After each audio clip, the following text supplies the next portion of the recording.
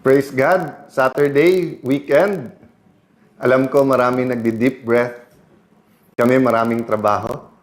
And I think bilang mga nagmamalasakit sa ating bansa, bilang mga Pilipino, you deserve to know not only what is happening, you deserve to know why, and you deserve to know the inside stories. So allow me a few minutes to try to directly explain to you, the people, what is happening in our country, what is happening in our Senate, and dahil inside story, what's happening in our minds and hearts.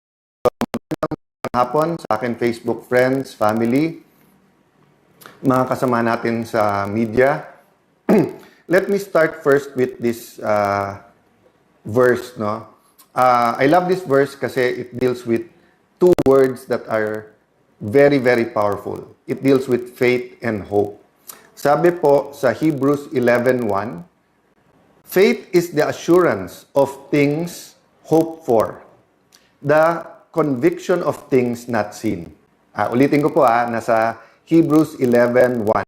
Of course, if you have time to tell Sunday then tomorrow, I'm addressing myself to fellow Christians, basahin nyo yung buong chapter. No? But sabi, faith is the assurance of things hoped for, the conviction of things not seen. So I want to talk about two words, no? Faith. Narinig po ako ng napakalungkot na statement. Sabi, ang Pilipinas po nagiging mas mahirap mahalin. No? So, just like Charles de Gaulle, sabi ni Charles de Gaulle, actually hindi niya sinabi to, pero it's attributed to him because of his many statements. Sabi niya kasi, I love France, but he said something about the French people. Di ba? Parang madaling mahalin ang France, pero hindi madaling mahalin ang French people. Former President PRRD always said na friends niya ang mga Amerikano, but the American government is different. So, the way I take it, dun sa mga nagsasabing mahirap mahalin ang Pilipinas, I think hindi nagbabago, lalong lumalalim ang pag-ibig sa ating bansa, naguguluhan lang sa ating leaders at politicians. But again, there's a difference between magulo at ginugulo. At meron pong difference na maganda takbo, wag mong guluhin. And malaki po yung difference that sobra ang corruption, sobra ang poverty, sobra ang takipan, walang reform, walang change, mali yung values. You have to disrupt yan. Disrupt not in the sense na guluhin lahat, but guluhin mo yung momentum ng corruption, ng kasamaan, para nga magkaroon ng repentance, magkaroon ng restoration, magkaroon ng revival, or magkaroon ng pagbabago. So, it is my hope that a spark of hope appeared in May 11. Why? No problem yung takbo ng Senado pagka normal times.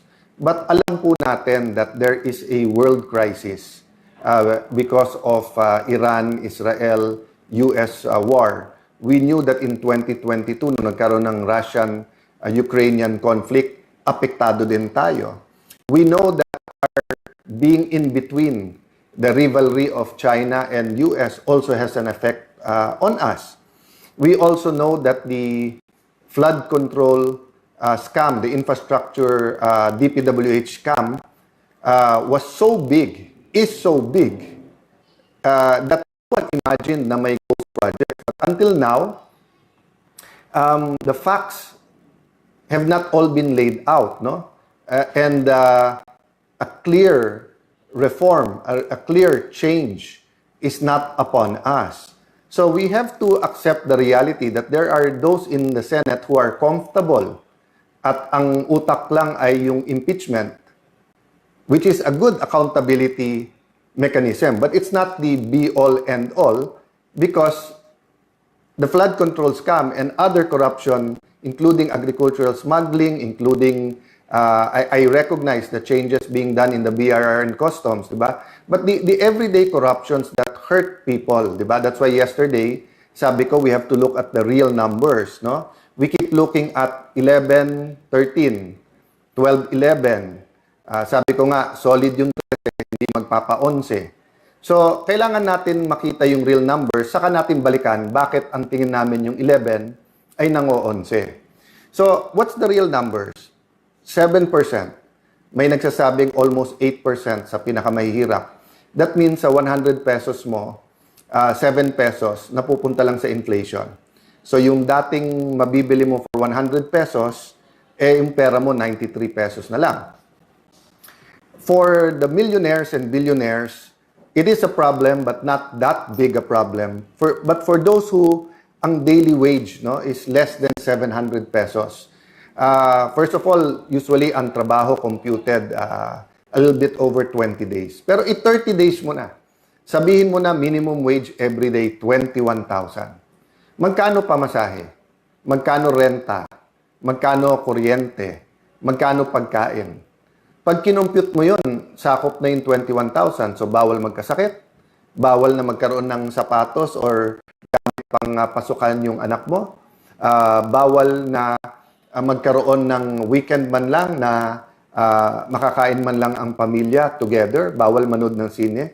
So, these are the numbers that really strike at the heart of the everyday life ng Pilipino. Magkano na po ang bigas ngayon? So, sa Pilipino po, marami kang pwedeng tipirin, pero syempre, hahanap at hahanap tayo ng kanin. And if you look at the numbers deeper, the poorest of the poor, di ba, noodles na nga lang yung hinahati-hati. Minsan, isang pamilya ng 5, hahati-hatiin yung noodles because nga, even the minimum wage is a luxury. So if you look at the numbers, isama mo na yung unemployed at underemployed, almost 9 million yon. Tapos 10 million Filipinos abroad. Ngayon, yung iba sa Middle East nagkakaproblema kung hindi man sa remittances, sa trabaho nila, sa kita nila. So, good for some OFWs na mataas ang dollar. Pero sa marami na nag-i-import at sa atin mga consumer, napakataas po ng itataas ng presyo ng bilihin kung hindi po makakahabol ang peso sa value ng dollar. So, we'll have a separate talk about the numbers, but I want to emphasize sa ating pong first speech as Senate President, yung bigger picture, sinabi ko nga po, di ba, na napaka-importante po yung spiritual, economic, socio-economic well-being ng isang bansa, financial well-being ng isang bansa. Hindi lang po politika. Nakatuon kasi po tayo sa politika, which is important. Good governance is important. Accountability is important. But economics, health, education, the soul of the nation, values, this is very important.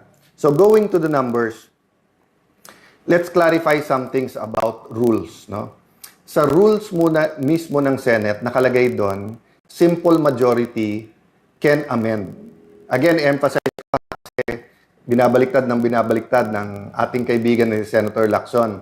Sabi niya, okay lang pag-usapan yung rules, wag lang i-railroad. Wala pong railroading. Ang sinasabi po kasi niya, nasa committee yung rules. Ang plenary po, or yung plenaryo, ay mas powerful sa committees. Ang mga committees, parang bowl po yan. Pwede mo ilagay dyan, tapos iproprocess sa bowl, or pwede mong tanggalin, ilipat sa bowl, or dalin sa plenary. Ang rule po ng Senate, hindi po kailangan dumaan ng katulad po ng pinagdadaanan ng bills. Kasi ang bills po nasa Constitution may first, second, third reading. So we were not violating any rule, and in fact, May 11 pa nag-start yan. So nasa nagsasabing nagmamadali kami, May 11 pa yan eh. So sabi nila, Monday na lang. Bakit? Kasi po, iilan lang sila nandun during that Tuesday night. But the point is, we were ready to defend and talk about the proposal. Ang dami na po lumabas na hindi totoo. For example, for any reason, pwede mag-online. Hindi po. Ang nakalagay po dun sa proposal, justifiable reason. And the Senate President still has to consult the Majority Leader and Minority Leader case-per-case basis. So, hindi po to blanket na anytime for any reason, pwede ka na mag-online. O sabi pangalawa, pandemic lang kasi to bringing up. Hindi po. Panahon pa ni Senator Trillanes kay Senator De Lima, bringing up na po to. Yung ibang nagkri-criticize po ngayon, tignan nyo po yung mismong sinulat nila at reasons nila. They were arguing from the point of view of representation. So representation is very important now. Why? Because it's all about control. But before I talk about control, Senator Pia reminded me na binabasa niya, ang dami na lumabas about participation sa impeachment through online. Wala pong katotohanan na yung amendment ng rule na to ay nakaugnay sa amendment sa rule sa impeachment. Bakit po? Unang-una, inadapt na po namin yung rule sa impeachment. Pag binago namin yun, ipapublish pa, tatagal pa po yun. So, ngayon po, ang pinag-uusapan ay rule sa Senado. Wala pong katotohanan yung mga nagpo-post na nagsasabing ito po ay may kinalaman sa impeachment. Why is control important? Because the control, the chairman, schedules the hearing. So meaning, kung mababalik sa kanila, iske-schedule ba nila yung flood control hearing? Kung iske-schedule nila, kontrolado din po ng majority at ng chairman sino ang iimbitahin.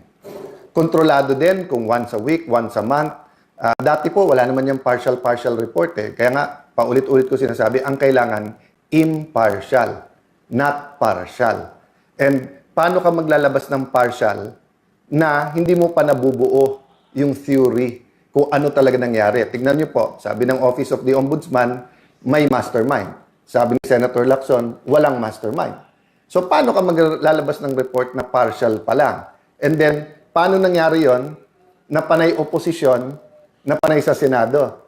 1 trillion budget sa administrasyon, walang involved dito. Sa ibang mga ng gobyerno, walang involved pa dito. So, I'm not going to go into the details precisely because gusto natin independent at gusto natin yung committee ang magpatakbo. Nagulat lang po ako na sa lahat ng pwedeng maging reaction ni Senator Tito, sabi niya it's illegal. Papasalamat ako sa mga matitinik natin mga netizens na una pa kayo na tinignan yung Section 18 ng rules ng Senate at yung Section 20 ng rules on investigations in aid of legislation. But assume natin assume natin tama si former Senate President Soto at bawal mag-create ng subcommittee. Hindi po bawal nasa rules po yan. But sabi mo, then all the majority has to do is for the chairperson, Senator Pia Cayetano, to come out herself with the notice on Monday. So, ang point ko sa lahat ng pwedeng reaction, bakit parang ayaw talaga na ituloy ito? No? So again, we're not here para kami ang ginugulo. We're not here para dagdagan pa ang problema ng Pilipino. We're here para yung hindi maayos, ayusin. So until we have true repentance and true reforms, corruption will continue at the highest levels. I was sad because I've been saying this for 3 weeks. I've been saying independent investigation because I do believe the President is being given wrong information. So nung sinabi niya yung barilan, paulit-ulit sinasabi ng NBI at DOJ, wala sa Senate. We have evidence, so mapipilitan kami na i-hearing din yan. So the Committee on Public Order will hear, will get to the bottom of this, will bring the NBI, the DOJ, PNP, DILG, lahat ng nag-iimbestiga, sabay-sabay na kami iimbestigahan lahat. No? So I want you to understand that the rule about voting is tied to the control. So, totoo, 13 ang kailangan para mapalitan ng SP. Pero ang magpapatawag po ng hearings ay yung chairperson. So, isang strategy po ngayon ng 11, kaya napansin nyo po, every weekend, sila ang gumagawa ng sinasabi nila, may babaliktad, may sasama na sa kanila, may nag-iisip. Alam nyo po, ang isang essential element po dyan ay stealth o kaya yung tahimik, ibubulaga ka, magugulat ka. Di ba? So, bakit sila maingay about it? One is to try to create distrust among the 13. Secondly is to create pressure. And number 3, bakit nila pinipredict? May huhulihin dyan, may arrestuhin, ganyan. Okay. Because may mga kakampi sila sa kabinete. That's very clear, no? So, my point is this, no? One of their intent is to not allow the electronic or teleconferencing or any kind of online voting para pag sila majority sa floor, aagawin nila yung mga committee. At pag naagaw yung mga committee, sila na naman magdidikta ngayon kung anong pwede i-hearing o hindi. Nakita nyo po na inaalok namin ng committee, they can read their members anytime. So, nagugulat lang ako kay, let's say, kay Senator Erwin, paulit-ulit na wala daw napasa during my time and mabagal, etc. Pero nandyan na yung mga malalaking committee, hindi sila nagpapalista as members. Dati nag-uuna. I'll try not to make as much comments regarding the senators because I do believe when you're Senate President of the whole Senate. I can make a list para kontrahin yung sinabi ni Senator Lacson of bending backwards. Sila bending the law, bending the rules. Ako bending backwards. Lahat ng request nila, hindi ko na isa-isahin. Basta't kaya, ginagawa. Sa impeachment po, consensus. I did not dictate anything and maayos na lahat yan. So again, I want to emphasize the priorities of this majority. No? One is the soul of the nation. So good governance. Okay? Kasama po dun sa good governance, hindi lang yung accountability, which is the committee hearings and the impeachment. Kasama din po dyan yung mga legislation that goes into the real numbers o yung economics para hindi gutom ang ating mga kababayan, para walang temptation for crimes and for corruption, di ba? So, kasama sa good governance, accountability, blue ribbon, kasama din po dyan yung impeachment, no? Then, as I said, kasama din po dyan yung real numbers. So, many other things will come up. There are administrative things. But as you see, no? Sabi nga nila, they're throwing everything, including the kitchen sink at you. No, they're even the kitchen. Tinatapon na sa amin. Anything they can think of, kaso daw. So guys, what can you do? One, pray for us. Pray for the nation. Two, tutukan.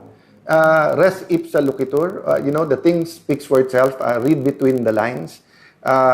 Anyone can speak. Pero tignan nyo kung sino nagsasabi ng totoo. So let me stop there and ask for prayers, for reflections, for insights during this weekend. Hopefully, both sides will have their numbers in full force Monday. But yun nga, tuloy kasi yung takutan at yung sinasabing maaresto na and then kung sino-sino ninename nila na babaliktad. What's happening in the Senate, lahat tayo may stake dyan. Ang ating, pati yung hindi pa botante, all Filipinos have a stake there because we all came together under different constitutions saying that check and balance and an independent legislature is good for the nation.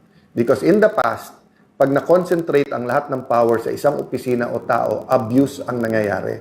Ngayon nga po, separate ang House at Senate, separate ang judiciary, separate po ang executive. Nagkaroon ng flood control, nagkaroon ng kung ano nung smuggling, nagkaroon ng yung problema sa BIR, di ba? In the first few years, yung kung ano-anong nabuko ng mga kalokohan. So, it's ongoing in every level of government, from the barangay until the national government. So, if power is going to be concentrated just in the executive, kawawa naman tayo. I don't think the president wants this. And I continue to extend a hand of working together professionally. But I really think he's not getting the right information. So I do hope that the senior officials in the cabinet will be able to get the right information and throw the right information. Because one, yung 11, nang-o-onset talaga, hindi nagbibigay ng tamang informasyon. Then there are forces, spiritual and physical forces in this nation that wants to keep us poor, that wants to corrupt, that wants to take out hope. So where I started, that's where I'll end. Don't lose faith, mga kababayan. Have faith. Don't lose hope, mga kababayan. So Christians, Muslim, anuman ang ating paniniwala, keep praying. Malaki ang pag-asa ng ating bansa. But we have to get things done. Good afternoon. God bless you all.